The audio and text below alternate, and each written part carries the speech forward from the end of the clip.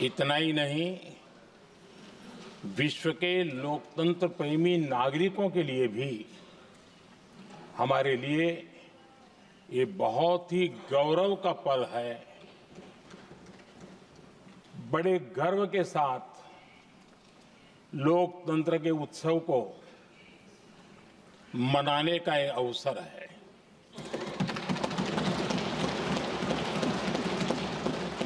संविधान के 75 वर्ष की यात्रा, यादगार यात्रा और विश्व के सबसे महान और विशाल लोकतंत्र की यात्रा, इसके मूल में हमारे संविधान निर्माताओं की दीर्घदृष्टि, हमारे संविधान निर्माताओं का योगदान और जिसको लेकर के आज हम आगे बढ़ रहे हैं, ये 75 वर्ष पूर्ण होने पर एक उत्सव मनाने का पल है। मेरे लिए खुशी की बात है कि संसद भी इस उत्सव में शामिल होकर के अपनी भावनाओं को प्रकट कर रही है। मैं सभी माननीय सांसदों का आभार व्यक्त करता हूं कि जिन्होंने इस उत्सव के अंदर हिस्सा लिया। मैं उन सबका अभिनंदन करता हूं। आदरणीय अध्यक्ष जी, 75 वर्ष की उपलब्धि साधारण नहीं है, असाधारण है। और जब देश आजाद हुआ और उस समय भारत के लिए जो जो संभावनाएं व्यक्त की गई थी, उन सभी संभावनाओं को निरस्त करते हुए, परास्त करते हुए भारत का संविधान हमें यहां तक ले आया है। और इसलिए इस महान उपलब्धि के लिए संविधान निर्माताओं के साथ साथ मैं देश के कोटि कोटि नागरिकों का आदरपूर्वक नमन करता हूं, जिन्होंने इस भावना को, इस नई व्यवस्था को जी करके दिखाया है। संविधान निर्माताओं की जो भावनाएं थी, उसको जीने में पिछले 75 साल भारत का नागरिक हर कसौटी पर खरा उतरा है। और इसलिए भारत का नागरिक सर्वाधिक अभिनंदन का अधिकारी है। आदरणीय सभापति जी, संविधान निर्माता इस बात में बहुत सजग थे। वो ये नहीं मानते थे कि भारत का जन्म 1947 में हुआ है। वो ये नहीं मानते थे कि भारत में लोकतंत्र 1950 से आ रहा है। वे मानते थे यहाँ की महान परंपरा को, महान संस्कृति को, महान विरासत को, हजारों साल की उस यात्रा को, उसके प्रति वो सजग थे। उनको इस बात का पूरा भान था। आदरणीय सभापति जी, भारत का लोकतंत्र, भारत का गणतांत्रिक अतीत बहुत ही समृद्ध रहा है, विश्व के लिए प्रेरक रहा है। और तभी तो भारत आज मदर ऑफ डेमोक्रेसी के रूप में जाना जाता है। हम सिर्फ विशाल लोकतंत्र है इतना नहीं, हम लोकतंत्र की जननी है। आदरणीय सभापति जी, मैं जब ये कह रहा हूं तो मैं 3 महापुरुषों के कोट इस सदन के सामने प्रस्तुत करना चाहता हूं। राजर्षि पुरुषोत्तम दास टंडन जी, मैं संविधान सभा के अंदर हुई चर्चा का उल्लेख कर रहा, उन्होंने कहा था, सदियों के बाद हमारे देश में एक बार फिर ऐसी बैठक बुलाई गई है, यह हमारे मन में अपने गौरवशाली अतीत की याद दिलाती है।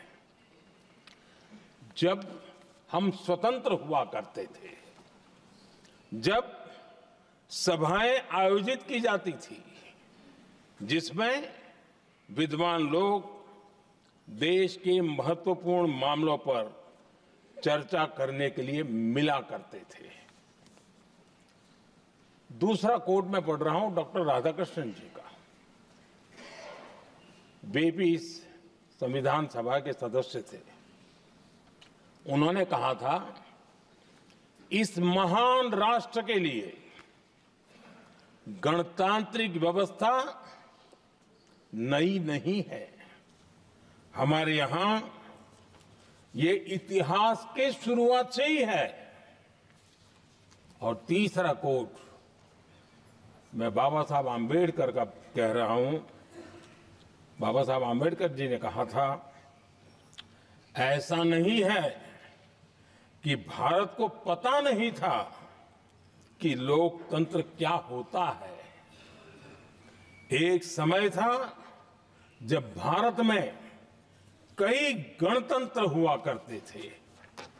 आदरणीय सभापति जी, हमारे संविधान के निर्माण की प्रक्रिया में हमारी देश की नारी शक्ति ने संविधान को सशक्त करने में बहुत बड़ी भूमिका निभाई थी।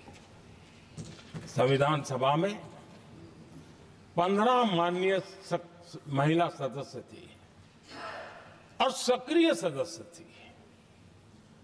मौलिक चिंतन के आधार पर उन्होंने संविधान सभा की डिबेट को समृद्ध किया था।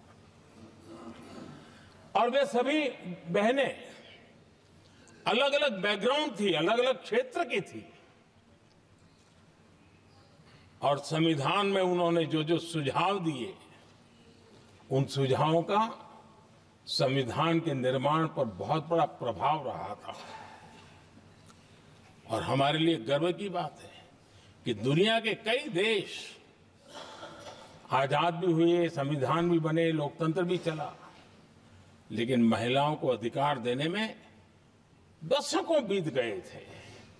लेकिन हमारे यहां शुरुआत से ही महिलाओं को वोट का अधिकार संविधान में दिया गया।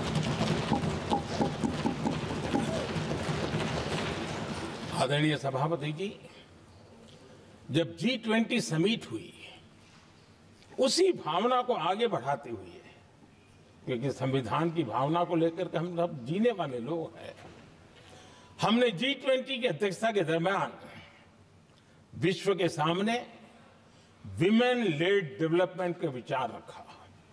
और विश्व के अंदर विमेन डेवलपमेंट से अब आगे जाने की जरूरत है।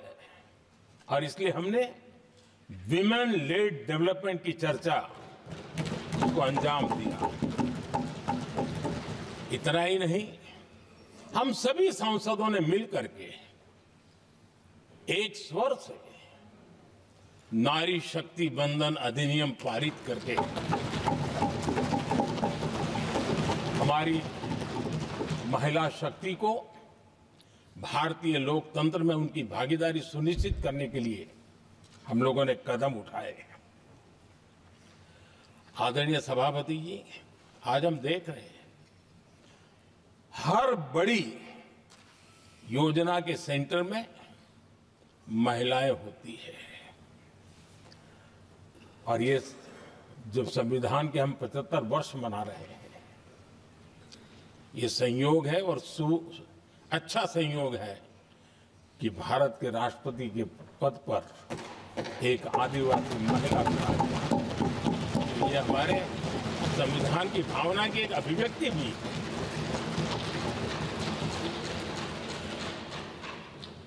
आदरणीय सभापति जी, इस सदन में भी लगातार हमारे महिला सांसदों की संख्या बढ़ रही है, उनका योगदान भी बढ़ रहा है। मंत्री परिषद में भी उनका योगदान बढ़ रहा है। आज सामाजिक क्षेत्र हो, राजनीतिक क्षेत्र हो, शिक्षा का क्षेत्र हो, खेलकूद का क्षेत्र हो, क्रिएटिव वर्ल्ड की दुनिया हो, जीवन के हर क्षेत्र में महिलाओं का योगदान, महिलाओं का प्रतिनिधित्व देश के लिए गौरव दिलाने वाला रहा है। विज्ञान के क्षेत्र में, खास करके स्पेस टेक्नोलॉजी में उनके योगदान की सराहना हर हिंदुस्तानी बड़े गर्व के साथ कर रहा है। और इन सब की सबसे बड़ी प्रेरणा हमारा संविधान है। आदरणीय सभापति जी, अब हमारा देश बहुत तेज गति से विकास कर रहा है। भारत बहुत ही जल्द विश्व की तीसरी बड़ी आर्थिक शक्ति बनने की दिशा में बहुत मजबूत कदम रख रहा है। और इतना ही नहीं, ये 140 करोड़ देशवासियों का संकल्प है कि जब हम आजादी की शताब्दी मनाएंगे, हम इस देश को विकसित भारत बना करके रहेंगे। ये हर भारतीय का संकल्प है, ये हर भारतीय का सपना है। लेकिन इस संकल्प से सिद्धि के लिए सबसे बड़ी आवश्यकता है, वो है भारत की एकता। हमारा संविधान भी भारत की एकता का आधार है। हमारे संविधान के निर्माण कार्य में इस देश के बड़े बड़े दिग्गज थे, स्वतंत्रता सेनानी थे, साहित्यकार थे, विवेचक थे, सामाजिक कार्यकर्ता थे, शिक्षाविद थे, कई फील्ड के प्रोफेशनल्स थे, मजदूर नेता थे, किसान नेता थे, समाज के हर वर्ग का प्रतिनिधित्व था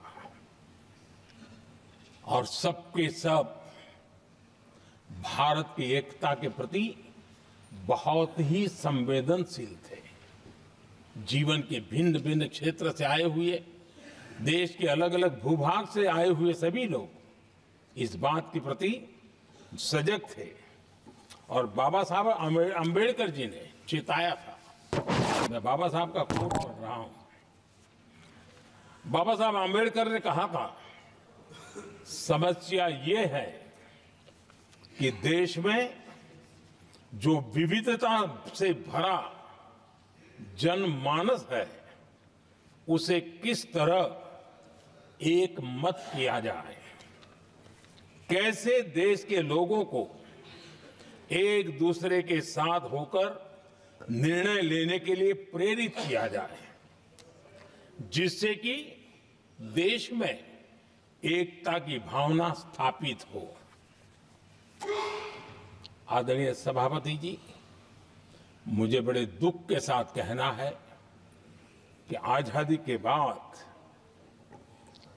एक तरफ संविधान निर्माताओं के दिल दिमाग में एकता थी, लेकिन आजादी के बाद विकृत मानसिकता के कारण या स्वार्थवश अगर सबसे बड़ा प्रहार हुआ तो देश की एकता के मूल भाव पर प्रहार हुआ। विविधता में एकता, ये भारत की विशेषता रही है। हम विविधता को सेलिब्रेट करते हैं और इस देश की प्रगति भी विविधता को सेलिब्रेट करने में है। लेकिन गुलामी की मानसिकता में पले बड़े लोगों ने, भारत का भला न देख पाने वाले लोगों ने, और जिनके लिए हिंदुस्तान 1947 में ही पैदा हुआ, ये जो धारणा बननी थी, उनके लिए वो विविधता में विरोधाभास ढूंढते रहे। इतना ही नहीं, विविधता के इस अमूल्य खजाना है हमारा, उसको सेलिब्रेट करने के बजाय उस विविधता में ऐसे जहरीले बीज बोने के प्रयास करते रहे ताकि देश की एकता को चोट पहुंचे। आदरणीय सभापति जी, हमें विविधता का उत्सव हमारे जीवन का अंग बनाना होगा और वही बाबा साहब आम्बेडकर को सच्ची श्रद्धांजलि होगी। आदरणीय सभापति जी, मैं संविधान के प्रकाश में ही मेरी बातों को रखना चाहता हूं और इसलिए अगर आप हमारी नीतियों को देखेंगे, पिछले 10 साल देश की जनता ने हमें जो सेवा करने का मौका दिया है, हमारी निर्णयों की प्रक्रिया को देखेंगे तो भारत की एकता को मजबूती देने का निरंतर हम प्रयास करते रहे हैं। आर्टिकल 370 देश की एकता में रुकावट बना पड़ा था, दीवार बना पड़ा था। देश की एकता हमारी प्राथमिकता थी, जो कि हमारी संविधान की भावना थी और इसलिए धारा 370 को हमने जमीन पर काट दिया, क्योंकि देश की एकता हमारी प्राथमिकता है। आदरणीय सभापति जी, इस इतने बड़े विशाल देश में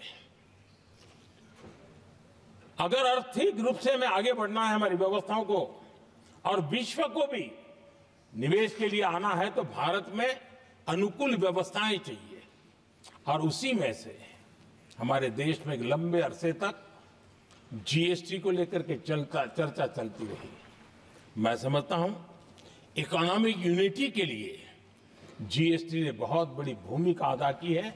उस समय पहले की सरकार का भी कुछ योगदान है। वर्तमान समय में हमको इसको आगे बढ़ाने का अवसर मिला और हमने इसको किया, और वो भी वन नेशन वन टैक्स उस भूमिका को आगे बढ़ा रहा है।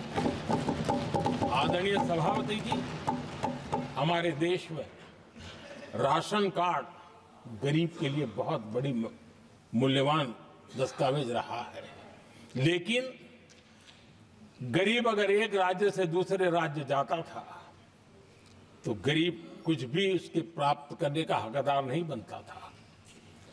इतना बड़ा देश पर उसका किसी भी कोने में जाए उसका उतना ही अधिकार है। एकता के उस भाव को मजबूत करने के लिए हमने one nation one ration card की बात को मजबूत किया।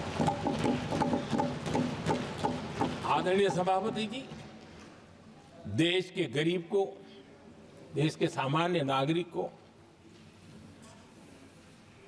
अगर मुफ्त में इलाज मिले तो गरीबी से लड़ने की उसकी ताकत अनेक गुना बढ़ जाती है। लेकिन उसके लिए जहां वो काम करता है वहां पर तो मिल जाए, लेकिन किसी कामवश वो बाहर गया है और वहां पर वो जीवन और मृत्यु की लड़ाई लड़ता हो, ऐसे समय अगर उसको सुविधा नहीं मिलेगी तो व्यवस्था किस काम की। और इसलिए देश की एकता के मंत्र को जीने वाले हम लोगों ने ये तय किया कि one nation one health card, और इसलिए हमने आयुष्मान भारत योजना बनाई। आज बिहार के दूर दराज क्षेत्र का व्यक्ति भी अगर पुणे में कुछ काम कर रहा है और अचानक बीमार हो गया तो उसके लिए आयुष्मान कार्ड होना बहुत इनफ है, उसकी सेवा मिल सकती है। आदरणीय सभापति जी, हम जानते हैं देश में कई बार ऐसा हुआ कि देश के एक हिस्से में बिजली थी लेकिन बिजली सप्लाई नहीं हो रही थी और उसके कारण दूसरे इलाके में अंधेरा था। और पिछली सरकार में हमने विश्व के अंदर भारत की बदनामी हेडलाइन से हुआ करती थी अंधेरे की, वो दिन हमने देखे हैं। और तब जाकर के एकता के मंत्र को लेकर के संविधान की भावना को जीने वाले हम लोगों ने वन नेशन वन ग्रिड को परिपूर्ण कर दिया। और इसलिए आज बिजली के प्रवाह को निर्विरोध रूप से हिंदुस्तान के हर कोने में ले जाया जा सकता है। आदरणीय सभापति जी, हमारे देश में इंफ्रास्ट्रक्चर में भी भेदभाव की बू आती रही है। हमने उसे मिटा करके देश की एकता को ध्यान में रखते हुए, एक संतुलित विकास को ध्यान में रखते हुए हमने उस भेदभाव, उस भावना को खत्म करके एकता को मजबूत किया। हमने नॉर्थ ईस्ट हो या जम्मू कश्मीर हो, हिमालय की गोद के इलाके हो या रेगिस्तान के सटे हुए इलाके हो, हमने पूरी तरह इंफ्रास्ट्रक्चर को एक सामर्थ्य देने का प्रयास किया है ताकि एकता के भाव को अभाव में से कारण कोई दूरी पैदा न हो, उसमें से बदलने का हमने काम किया। आदरणीय सभापति जी, युग बदल चुका है और हम नहीं चाहते हैं कि डिजिटल के क्षेत्र में हैव्स एंड हैव्स नॉट की स्थिति बन जाए। देश के लिए समान रूप से, और इसलिए दुनिया के अंदर बड़े गर्व के साथ हम कहते हैं कि भारत का जो डिजिटल इंडिया की जो सक्सेस स्टोरी है, उसका एक कारण है हमने टेक्नोलॉजी को डेमोक्रेटाइज करने का प्रयास किया है और उसी का भाग है ये हमारे संविधान निर्माताओं ने हमें दिशा दिखाई है कि हमने ऑप्टिकल फाइबर हिंदुस्तान की हर पंचायतों तक ले जाने का प्रयास किया है ताकि भारत की एकता को मजबूती देने में हमें ताकत मिले। आदरणीय सभापति जी, हमारा संविधान की अपेक्षा है एकता की, और इसी को ध्यान में रखते हुए हमने मातृभाषा के महात्म्य को स्वीकारा है। मातृभाषा को दबा करके हम देश के जनमानस को संस्कारित नहीं कर सकते और इसलिए हमने न्यू एजुकेशन पॉलिसी में भी मातृभाषा को बहुत बल दिया है और अब मेरे देश का गरीब का बच्चा भी मातृभाषा में डॉक्टर, इंजीनियर बन सकता है, क्योंकि हमारा संविधान सबसे पीछे है, उनकी सबसे दरकार करने का हमें आदेश देता है। इतना ही नहीं, हमने क्लासिकल लैंग्वेज की दिशा में भी कई लैंग्वेजेस जो जिनका हक बनता था, उनको हमने उस स्थान पर रख करके हमने उनका सम्मान किया था। देश भर में एक भारत श्रेष्ठ भारत का अभियान देश के एकता को मजबूत और नई पीढ़ी को वो संस्कारित करने का काम हमारी तरफ से चल रहा है। आदरणीय सभापति जी, काशी तमिल संगमम और तेलुगु काशी संगमम ये आज एक बहुत बड़ा इंस्टीट्यूशनलाइज हुआ है और समाज के निकटता को मजबूती देने का एक सांस्कृतिक प्रयास भी हमारा चलता रहा है, क्योंकि उसका कारण यही है कि संविधान की मूल धारा में भारत की एकता का महात्म्य स्वीकार किया गया है और उसको हमें बल देना चाहिए। आदरणीय सभापति जी, संविधान के आज 75 वर्ष हो रहे हैं, लेकिन हमारे यहां तो 25 वर्ष का भी महत्व होता है, 50 वर्ष का भी महत्व होता है, 60 साल का भी महत्व होता है। जरा हम इतिहास की तरफ नजर करें कि संविधान यात्रा के इन महत्वपूर्ण पड़ाव का क्या हुआ था। जब देश संविधान के 25 वर्ष पूरे कर रहा था, उसी समय हमारे देश में संविधान को नोच लिया गया, इमरजेंसी आपातकाल लाया गया।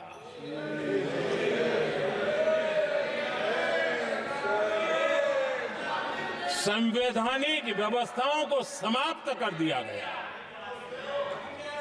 देश को जेल खाना बना दिया गया, नागरिकों के अधिकारों को लूट लिया गया, प्रेस की स्वतंत्रता को ताले लगा दिए गए और कांग्रेस के माथे पर ये जो पाप है ना, वो कभी भी धुलने वाला नहीं है, कभी भी धुलने वाला। यह सिर्फ हिंदुस्तान, दुनिया में जब जब लोकतंत्र की चर्चा होगी, कांग्रेस के माथे का ये पाप कभी धुलने वाला नहीं है, क्योंकि लोकतंत्र का गला घोंट दिया गया था। भारत के संविधान निर्माताओं की तपस्या को मिट्टी में मिलाने की कोशिश की गई थी आदरणीय सभापति जी, जब 50 साल हुए तब क्या भुला दिया गया था? जी नहीं। अटल बिहारी वाजपेयी जी की सरकार थी और 26 नवंबर को 2000 देश भर में संविधान का 50वां वर्ष मनाया गया था। अटल बिहारी वाजपेयी जी ने प्रधानमंत्री के नाते राष्ट्र को एक विशेष संदेश दिया था। एकता, जनभागीदारी, साझेदारी, उसके महत्व पर बल देते हुए उन्होंने संविधान की भावना को जीने का प्रयास किया था, जनता को जगाने का भी प्रयास किया था। और अध्यक्ष जी, जब देश संविधान का 50 वर्ष मना रहा था और जब 50 वर्ष की पूर्णाहुति हुई तो ये मेरा भी सौभाग्य था कि मुझे भी संविधान की प्रक्रिया से मुख्यमंत्री बनने का अवसर मिल गया। और मैं जब मुख्यमंत्री था उसी कार्यकाल में संविधान के 60 साल हुए और तब मैंने तय किया था मुख्यमंत्री के नाते कि हम गुजरात में संविधान के 60 साल मनाएंगे। और इतिहास में पहली बार ऐसा हुआ है जब संविधान के ग्रंथ को हाथी पर बनाई हुई अंबाड़ी में रखा गया, उस विशेष व्यवस्था में रखा गया। हाथी पर संविधान की यात्रा निकल, संविधान गौरव यात्रा निकाली गई और राज्य का मुख्यमंत्री उस संविधान के नीचे हाथी के बगल में पैदल चल रहा था और देश को संविधान का महत्व समझाने का सांकेतिक प्रयास कर रहा था। ये सौभाग्य भी मुझे प्राप्त हुआ था क्योंकि हमारे लिए संविधान का महत्व क्या है। और आज 75 साल हुए हमें अवसर मिला और मुझे याद है जब मैंने लोकसभा के पुराने सदन के अंदर जब 26 नवंबर को संविधान दिवस मनाने की बात कही थी तब एक वरिष्ठ नेता ने सामने से आवाज उठाई थी कि 26 जनवरी तो है, 26 नवंबर की क्या जरूरत है। क्या भावना घर कर गई थी। ये बहुत पुरानी बात रही है, इसी सदन में मेरे सामने हुआ था।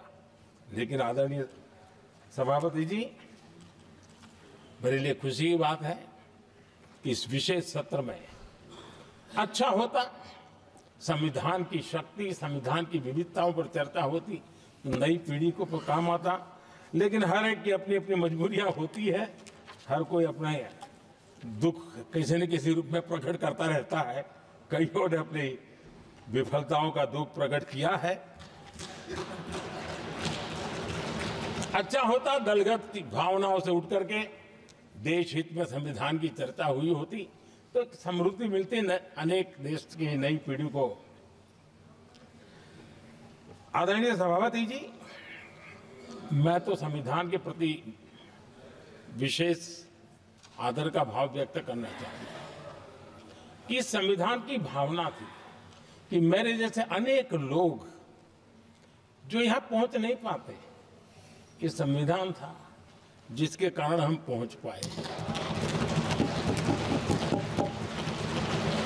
क्योंकि हमारा कोई बैकग्राउंड नहीं था, हम यहां तक कैसे आते हैं। ये संविधान का सामर्थ्य था, जनता जनार्दन के आशीर्वाद थे।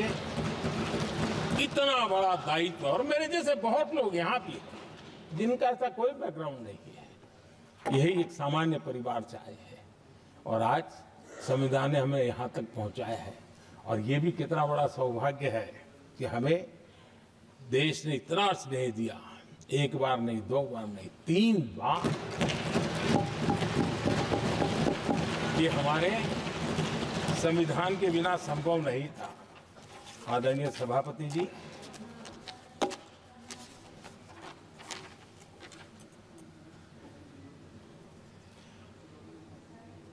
उतार चढ़ाव तो आए, कठिनाइयां भी आई, रुकावटें भी आई, लेकिन मैं फिर एक बार देश की जनता को नमन करता हूं कि देश की जनता पूरी ताकत के साथ संविधान के साथ खड़ी रही।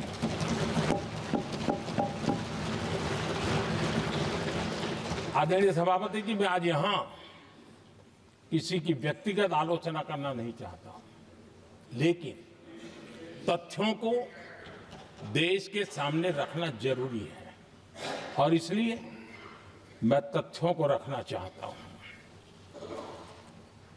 कांग्रेस के एक परिवार ने संविधान को चोट पहुंचाने में कोई कोर कसर नहीं छोड़ी है।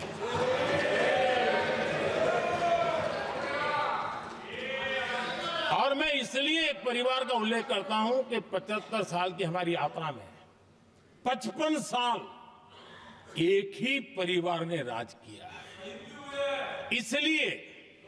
इसलिए देश को क्या क्या हुआ है ये जानने का अधिकार है। और इस परिवार के कुविचार, कुरीति, कुनीति, इसकी परंपरा निरंतर चल रही है। हर स्तर पर इस परिवार ने संविधान को चुनौती दी। आदरणीय सभापति जी, 1947 टू 1952 इस देश में इलेक्टेड गवर्नमेंट नहीं थी।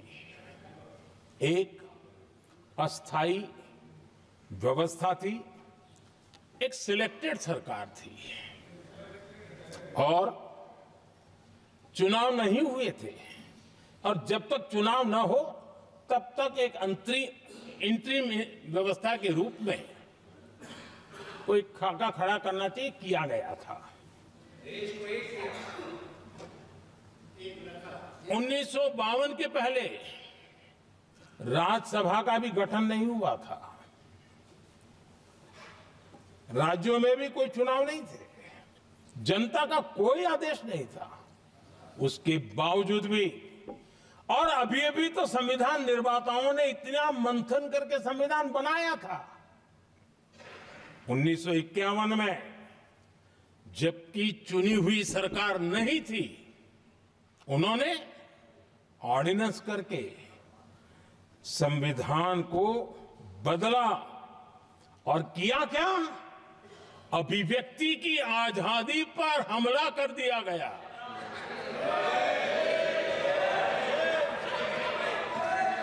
और ये संविधान निर्माताओं का भी अपमान था, क्योंकि ऐसी बातें कोई संविधान सभा में नहीं आई होगी, ऐसा नहीं है, लेकिन वहां उनकी चली नहीं।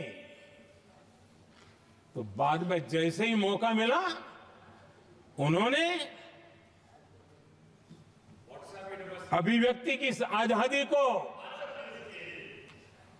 उस पर उन्होंने हथौड़ा मार दिया। और ये संविधान निर्माताओं का घोर अपमान है। अपने मन की चीजें जो संविधान सभा के अंदर नहीं करवा पाए, उन्होंने पिछले दरवाजे से किया, और वो भी चुनी हुई सरकार के वो प्रधानमंत्री नहीं थे, उन्होंने पाप किया था। इतना ही नहीं, आदरणीय सभापति जी, उसी दौरान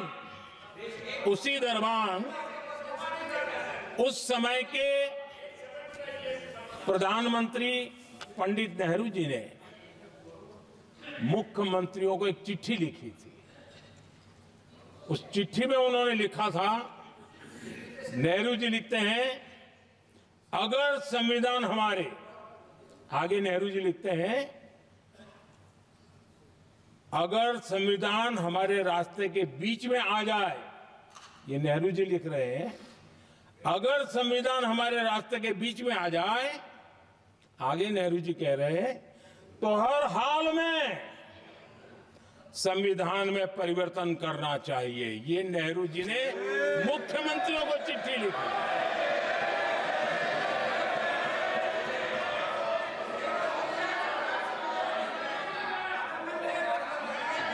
और आदरणीय सभापति जी, ये भी देखिए 1951 में ये पाप किया गया, लेकिन देश चुप नहीं था। उस समय राष्ट्रपति डॉक्टर राजेंद्र प्रसाद जी ने चेताया ये गलत हो रहा है। उस समय स्पीकर पद पर बैठे हुए हमारे स्पीकर महोदय ने भी पंडित जी को कहा गलत कर रहे हो।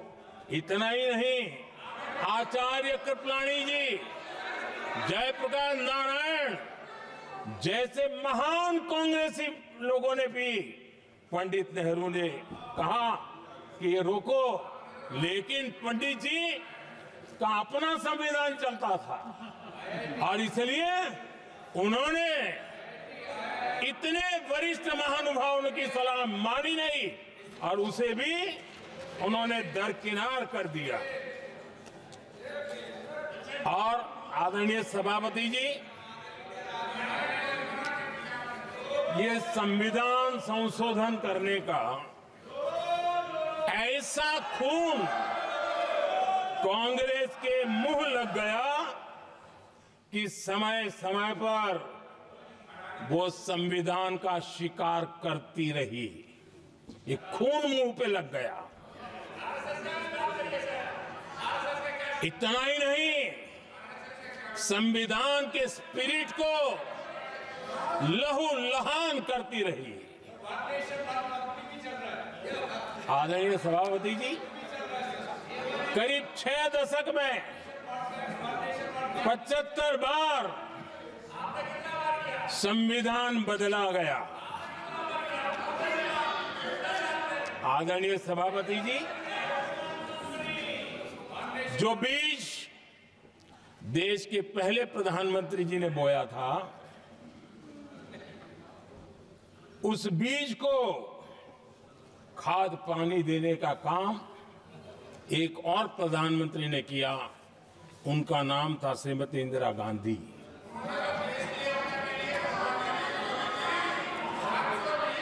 जो पाप पहले प्रधानमंत्री करके गए और जो खून लग गया था 1971 में, सुप्रीम कोर्ट का एक फैसला आया था।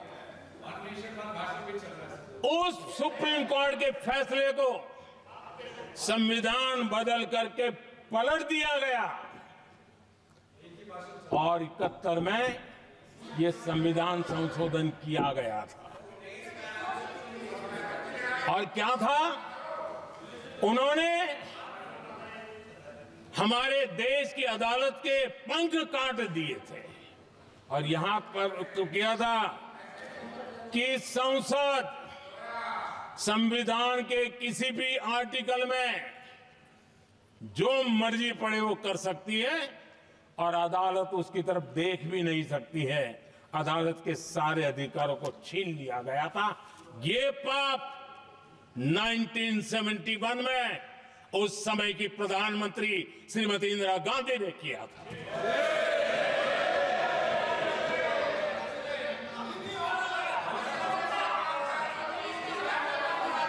और इस परिवर्तन ने इंदिरा जी की सरकार को मौलिक अधिकारों को छीनने का और न्यायपालिका पर नियंत्रण करने का अधिकार दिया, सक्षम बना दिया था। आदरणीय सभापति जी, खून मुंह पे लग गया था, कोई रोकने वाला था नहीं। और इसलिए जब इंदिरा जी के चुनाव को गैर रीति के कारण, असंवैधानिक तरीके से चुनाव लड़ने के कारण अदालत ने उनके चुनाव को खारिज कर दिया और उनको एमपी पद छोड़ने की नौबत आई, तो उन्होंने गुस्से में आकर के देश पर इमरजेंसी थोप दी, आपातकाल लगा दिया अपनी कुर्सी बचाने के लिए। उसके बाद इतना ही नहीं, उन्होंने इमरजेंसी तो लगाई, संविधान का दुरुपयोग तो किया ही किया, भारत के लोकतंत्र का गला तो घोंट ही दिया। लेकिन 1975 में 39वां संशोधन किया और उसमें उन्होंने क्या किया, राष्ट्रपति, उपराष्ट्रपति, प्रधानमंत्री, अध्यक्ष, इनके चुनाव के खिलाफ कोई कोर्ट में जा ही नहीं सकता है, ऐसा उन्होंने, और वो भी रिट्रोस्पेक्टिव किया, आगे के लिए नहीं, पीछे का भी, अपने पापों का भी उन्होंने। और आदरणीय सभापति जी, मैं संविधान की बात कर रहा हूं, मैं संविधान के आगे पीछे कुछ नहीं बोल रहा हूं।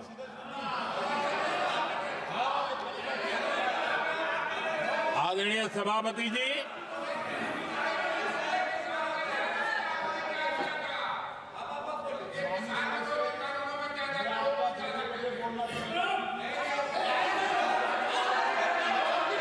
आदरणीय सभापति जी, इमरजेंसी में लोगों के अधिकार छीन लिए गए,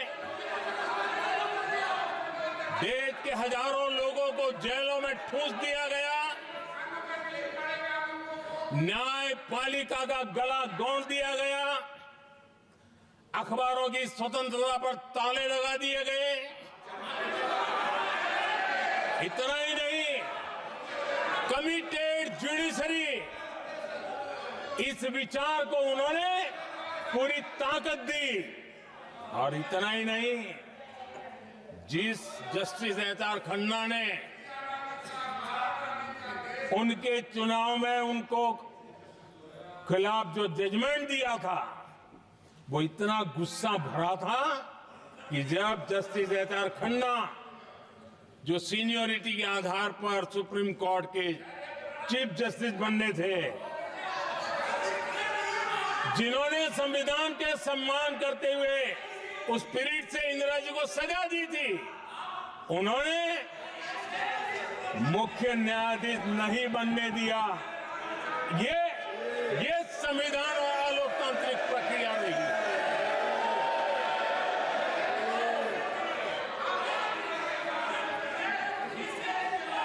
आदरणीय सभापति जी, यहां भी ऐसे कई दल बैठे हैं जिनके मुखिया भी सारे जेल में हुआ करते थे। ये इनकी मजबूरी है कि वहां जाके बैठे हैं, उनको भी जेलों में ठूस दिया गया था। आदरणीय सभापति जी, देश पर जुल्म तांडव चल रहा था, निर्दोष लोगों को जेलों में ठूस दिया जाता था, लाठियां बरताई जाती थी, कई लोग जेलों में मौत के शरण हो गए थे, और एक निर्दयी सरकार संविधान को चूर चूर करती रही थी। आदरणीय सभापति जी, ये परंपरा यहां नहीं रुकी। जो परंपरा नेहरू जी ने शुरू की थी, जिसको दूसरे प्रधानमंत्री जी इंदिरा जी ने आगे बढ़ाया, क्योंकि खून मुंह पे लग गया था, और इसलिए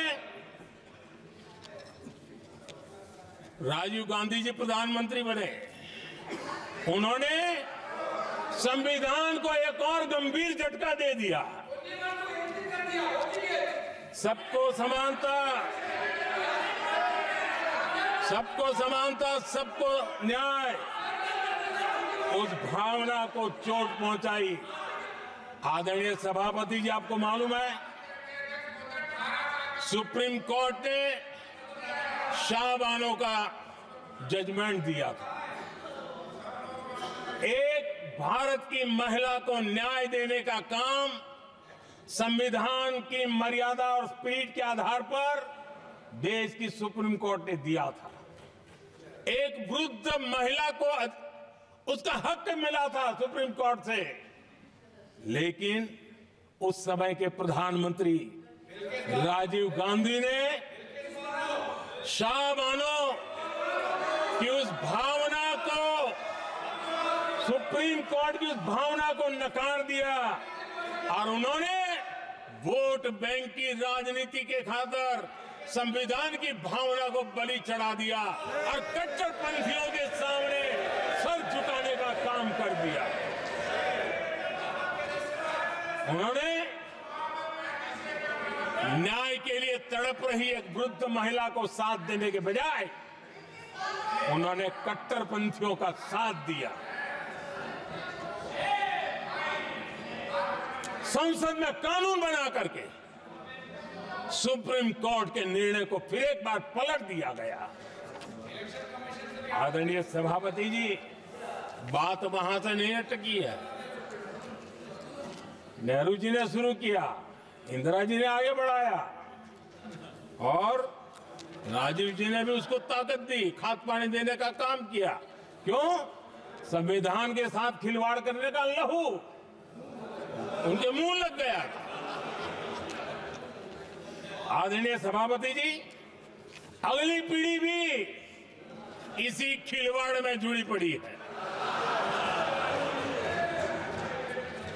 एक किताब को मैं कोट कर रहा हूं। उस किताब में जो लिखा गया है और उसमें प्रधानमंत्री उस समय के मेरे पहले जो प्रधानमंत्री थे उनको कोट किया है। उन्होंने कहा है, मुझे यह स्वीकार करना होगा कि पार्टी अध्यक्ष सत्ता का केंद्र है। ये मनमोहन सिंह जी ने कहा है, जो एक किताब में लिखा गया है। मुझे यह स्वीकार करना होगा कि पार्टी अध्यक्ष सत्ता का केंद्र है। सरकार पार्टी के प्रति जवाबदेह है। इतिहास में पहली बार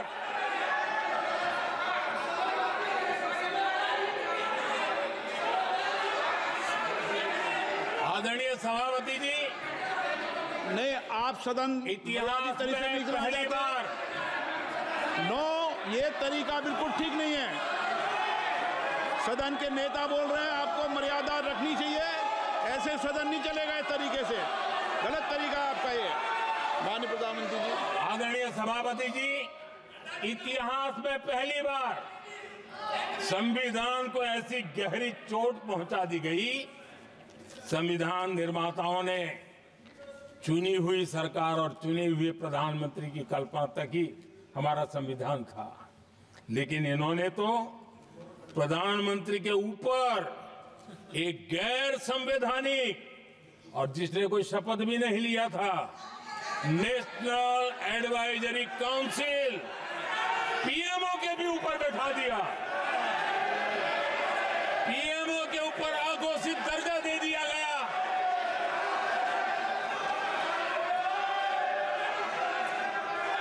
आदरणीय सभापति जी, इतना ही नहीं, और एक पीढ़ी आगे चले और उस पीढ़ी ने क्या किया? भारत के संविधान के तहत देश की जनता जनार्दन सरकार चुनती है और वो सरकार का मुखिया कैबिनेट बनाता है। ये संविधान के तहत है। इस कैबिनेट ने जो निर्णय किया, संविधान का अपमान करने वाले अहंकार से भरे लोगों ने पत्रकारों के सामने कैबिनेट के निर्णय को फाड़ दिया। संविधान को हर मौके पर संविधान के साथ खिलवाड़ करना, संविधान को न मानना, ये जिनकी आदत हो गई थी। और दुर्भाग्य देखिए, एक अहंकारी व्यक्ति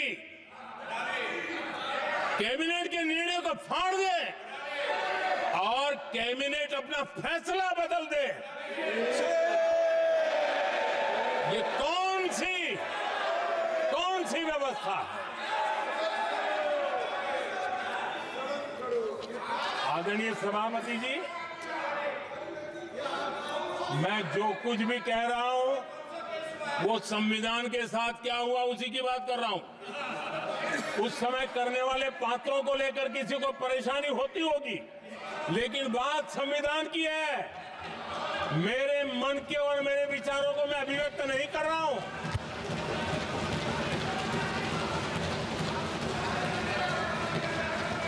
आदरणीय सभापति जी, कांग्रेस ने निरंतर संविधान की अवमानना की, संविधान के महत्व को कम किया। कांग्रेस इसके अनेक उदाहरणों से भरा पड़ा हुआ है। संविधान के साथ धोखेबाजी कैसे करते थे, संवैधानिक संस्थाओं को कैसे नहीं मानते थे, इस देश में बहुत कम लोगों को मालूम होगा। 370 की तो पता है सबको, 35A का पता बहुत कम है। संसद में आए बिना, जबकि संसद में आना पड़ता, संसद को ही अस्वीकार कर दिया गया। भारत के संविधान का अगर कोई पहला पुत्र है तो ये संसद है, उसको भी उन्होंने गला घोंटने का काम किया। 35A जो संसद में लाए बिना उन्होंने देश पर थोप दिया, और अगर 35A न होता तो जम्मू कश्मीर में जो हालत पैदा हुई वो हालत पैदा न हुई होती। राष्ट्रपति के आदेश पर यह काम किया गया और देश की संसद को अंधेरे में रखा गया। आदरणीय सभापति, ये संसद का अधिकार था, कोई अपनी मनमानी से नहीं कर सकता था, लेकिन और उनके पास बहुमत था, कर सकते थे, लेकिन वो नहीं किया क्योंकि पेट में पाप था, देश की जनता से छुपाना चाहते थे। आदरणीय सभापति जी, इतना ही नहीं, बाबा साहब आंबेडकर जिनके प्रति आज सम्मान का भाव सब कोई अनुभव कर रहा है, और हम लोगों के लिए तो बहुत विशेष है, क्योंकि हम लोगों के लिए तो जीवन में बहुत बड़ी जो कुछ भी रास्ते मिले ना वहीं से मिले हैं। आदरणीय सभापति जी, बाबा साहब आंबेडकर, इनके प्रति भी इनके मन में कितनी कटुता भरी थी, कितना द्वेष भरा था, मैं आज उसके डिटेल में जाना नहीं चाहता हूं, लेकिन जब अटल जी की सरकार थी तब बाबा साहब आंबेडकर, उनका जो महापरिनिर्वाण भूमि है, वहां पर अलीपुर रोड पर अटल जी की सरकार में बाबा साहब आंबेडकर जी के स्मृति में एक स्मारक बनाना तय हुआ। अटल जी के समय ये नहीं हुआ। दुर्भाग्य देखिए, 10 वर्ष यूपीए की सरकार रही, उसने इस काम को नहीं किया, न होने दिया। बाबा साहब आंबेडकर का जब हमारी सरकार आई, बाबा साहब आंबेडकर के प्रति हमारा श्रद्धा होने के कारण हमने अलीपुर रोड पर बाबा साहब मेमोरियल बनाया और उसका काम किया। आदरणीय सभापति जी, दिल्ली में जब बाबा साहब आंबेडकर के 1992 में, उस समय चंद्रशेखर जी कुछ समय थे, तब एक निर्णय किया गया था, आंबेडकर इंटरनेशनल सेंटर यही जनपद के पास 40 साल तक वो कागज पे ही पड़ा रहा, नहीं किया गया। और तब जाकर के 2015 में हमारी सरकार आई और हमने आकर के इस काम को पूरा किया। बाबा साहब को भारत रत्न देने का काम भी जब कांग्रेस सत्ता से बाहर गई तब संभव हुआ। इतना ही नहीं, आदरणीय सभापति जी, बाबा साहब आंबेडकर के 125 साल तो हमने पूरी दुनिया में बनाए थे, विश्व के 120 देशों में बनाने का काम किया था। लेकिन जब बाबा साहब आंबेडकर की शताब्दी थी तब अकेली बीजेपी की सरकार थी मध्य प्रदेश में। सुंदरलाल जी पटवा हमारे मुख्यमंत्री जी थे। और महू में जहां बाबा साहब आंबेडकर जी का जन्म हुआ था, उसको एक स्मारक के रूप में पुनर्निर्माण करने का काम सुंदरलाल पटवाई जी जब मुख्यमंत्री थे तब मध्य प्रदेश में हुआ था। शताब्दी के समय भी उनके साथ यही किया गया था। आदरणीय सभापति जी,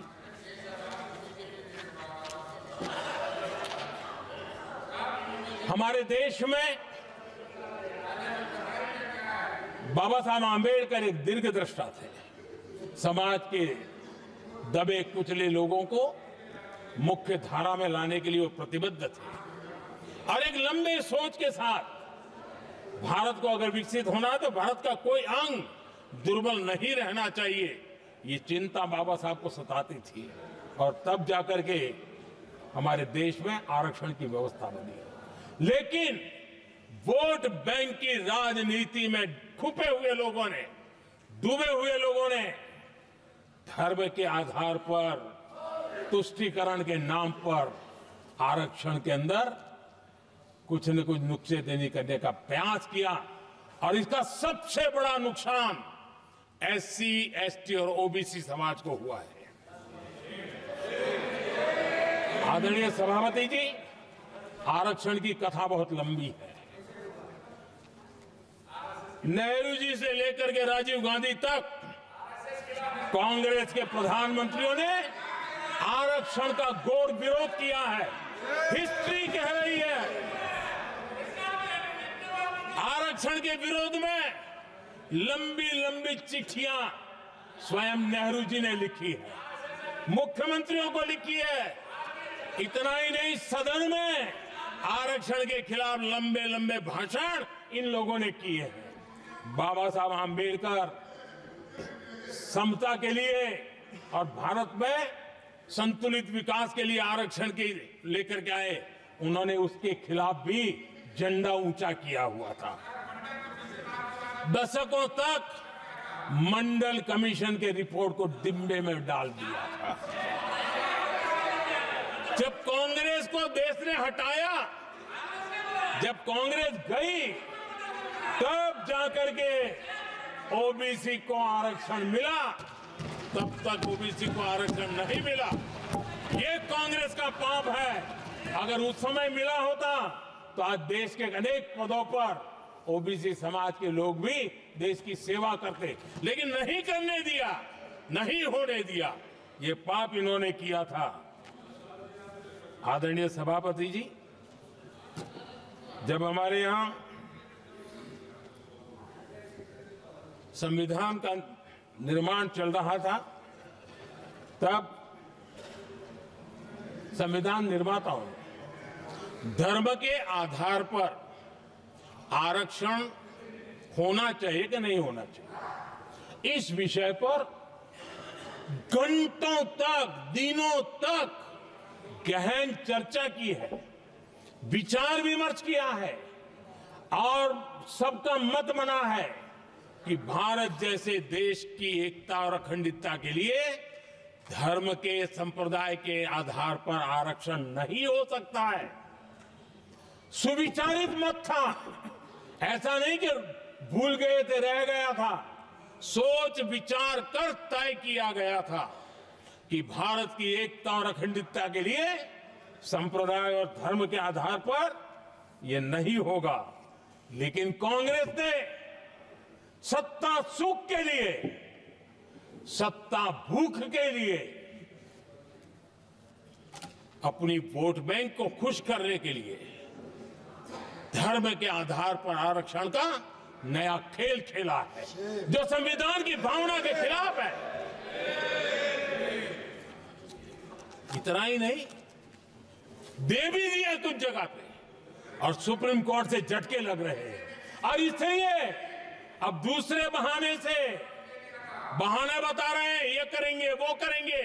मन में साफ है, धर्म के आधार पर आरक्षण देना चाहते हैं, इसलिए खेल खेले जा रहे हैं। संविधान निर्माताओं के भावनाओं पर गहरी चोट करने का ये निर्लज्ज प्रयास है। आदरणीय सभापति जी, आदरणीय सभापति जी,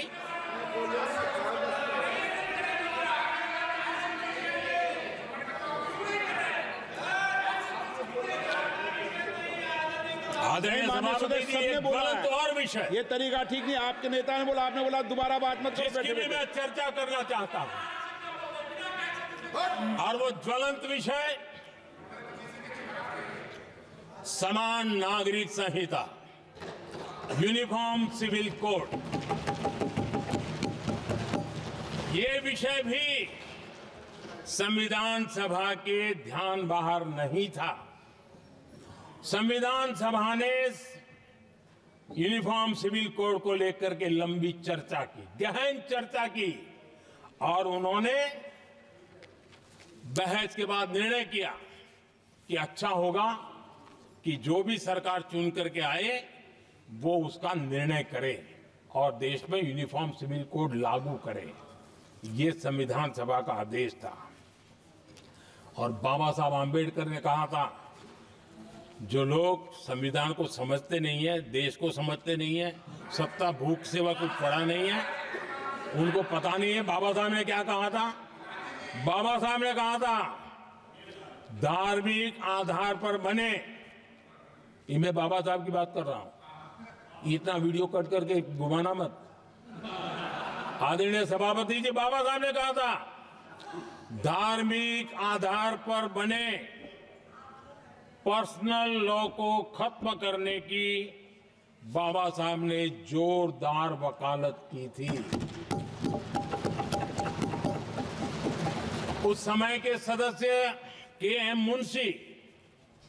मुंशी जी ने कहा था, समान नागरिक संहिता को राष्ट्र की एकता और आधुनिकता के लिए अनिवार्य बताया था। कमा मुंशी जी ने।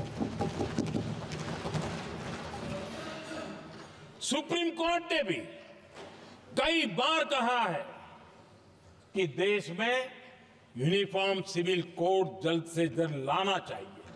सरकारों को आदेश दिए हैं सुप्रीम कोर्ट ने, और उसी संविधान की भावना को ध्यान में रखते हुए, संविधान निर्माताओं की भावनाओं को ध्यान में रखते हुए हम पूरी ताकत से लगे हुए हैं सेक्युलर सिविल कोड के लिए। और आज कांग्रेस के लोग संविधान निर्माताओं की भावना का भी, सुप्रीम कोर्ट की भावना का भी अनादर कर रहे हैं, क्योंकि उनकी राजनीति को सूट नहीं करता है।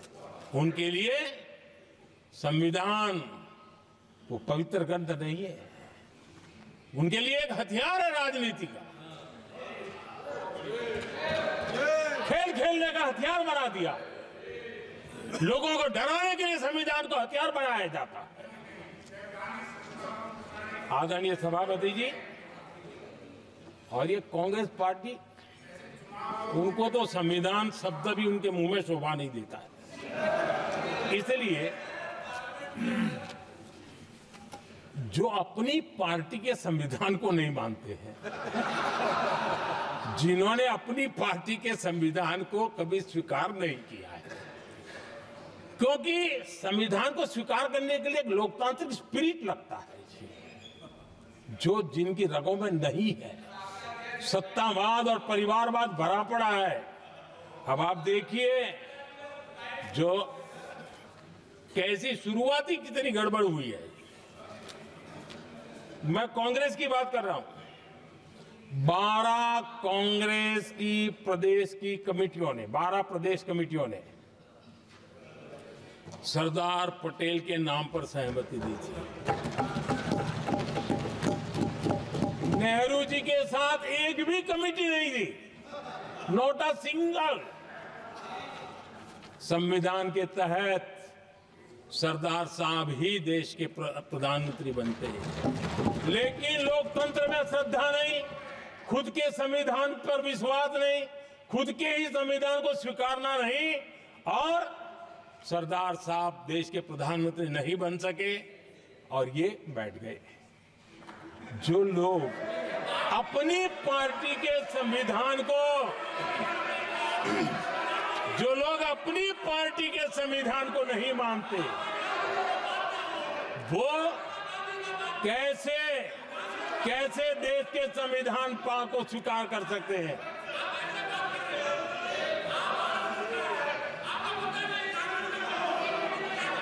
आदरणीय सभापति जी,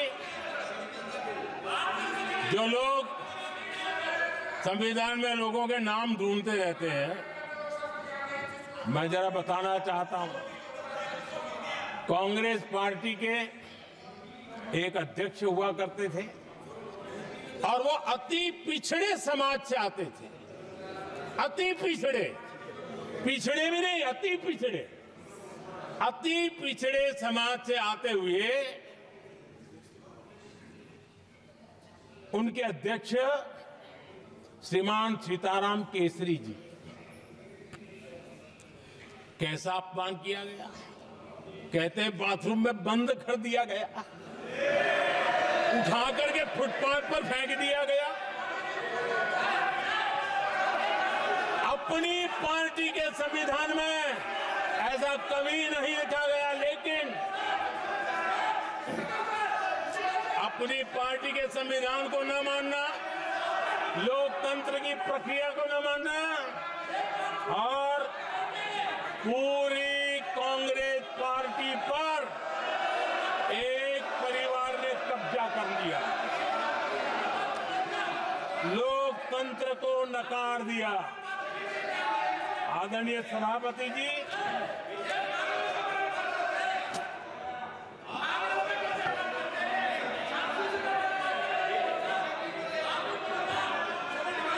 तो आपके सदस्यों ने क्या क्या बोला था, ठीक नहीं है।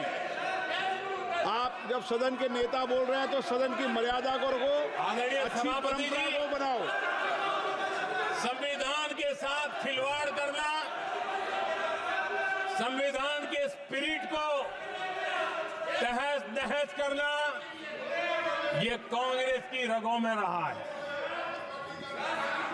हमारे लिए संविधान,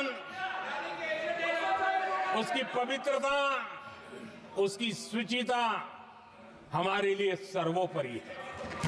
और ये शब्दों में नहीं है, जब जब हमें कसौटी पर कसा गया है, हम तप करके निकले हुए लोग हैं। मैं उदाहरण देना चाहता हूं, 1996 में सबसे बड़े दल के रूप में भारतीय जनता पार्टी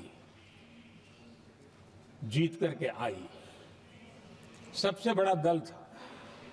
और राष्ट्रपति जी ने संविधान की भावना तहत सबसे बड़े दल को प्रधानमंत्री के शपथ के लिए बुलाया और 13 दिन सरकार चली। अगर हमें संविधान के स्पिरिट के प्रति हमारा भावना न होती तो हम भी ये बांटो, वो बांटो, ये दे दो, वो दे दो, इसको डिप्टी पीएम बना दो, इसको ढिकना बना दो, हम भी सत्ता सुख भोग सकते थे। लेकिन अटल जी ने सौदेबाजी का रास्ता नहीं चुना, संविधान के सम्मान का रास्ता चुना और 13 दिन के बाद इस्तीफा देना स्वीकार कर दिया। ये ऊंचाई है हमारी लोकतंत्र की। इतना ही नहीं, 1998 में एनडीए की सरकार थी, सरकार चल रही थी, लेकिन कुछ लोगों को हम नहीं तो कोई नहीं, ये जो एक परिवार का खेल चला है, अटल जी की सरकार को स्थिर करने के लिए खेल चले गए। वोट हुआ, खरीद फरोख्त तब भी हो सकती थी, बाजार में माल तब भी बिकता था, लेकिन संविधान की भावना के प्रति समर्पित अटल बिहारी वाजपेयी जी की सरकार ने एक वोट से हारना पसंद किया, इस्तीफा दिया लेकिन असंवैधानिक कोई कृत्य नहीं किया। ये हमारा इतिहास है, ये हमारे संस्कार है, ये हमारी परंपरा है।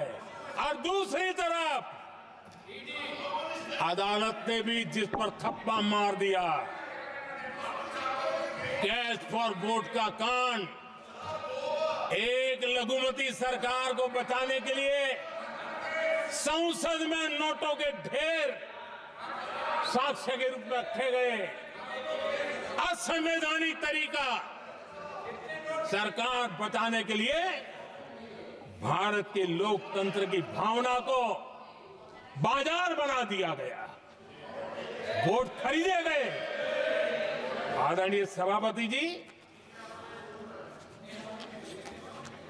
90 के दशक में कई सांसदों को रिश्वत देने का पाप, यह संविधान की भावना थी। क्या 140 करोड़ वासियों के मन में जो लोकतंत्र पनपा है, उस लोकतंत्र के साथ ये खिलवाड़? कांग्रेस के लिए सत्ता सुख, सत्ता की भूख, यही एकमात्र कांग्रेस का इतिहास है, कांग्रेस का वर्तमान है। आदरणीय सभापति जी, 2014 के बाद एनडीए को सेवा का मौका मिला। संविधान और लोकतंत्र को मजबूती मिली। ये पुरानी जो बीमारियों थी, उस बीमारी से मुक्ति का हमने एक अभियान चलाया। बीते 10 साल यहां से पूछा गया, हमने भी संविधान संशोधन किए। जी हां, हमने भी संविधान संशोधन किए हैं, देश की एकता के लिए, देश की अखंडता के लिए, देश के उज्जवल भविष्य के लिए और संविधान की भावना के प्रति पूर्ण समर्पण के साथ किए हैं। हमने संविधान संशोधन किया, क्यों किया? इस देश का ओबीसी समाज तीन दशक से ओबीसी कमीशन को संवैधानिक दर्जा देने के लिए मांग कर रहा है।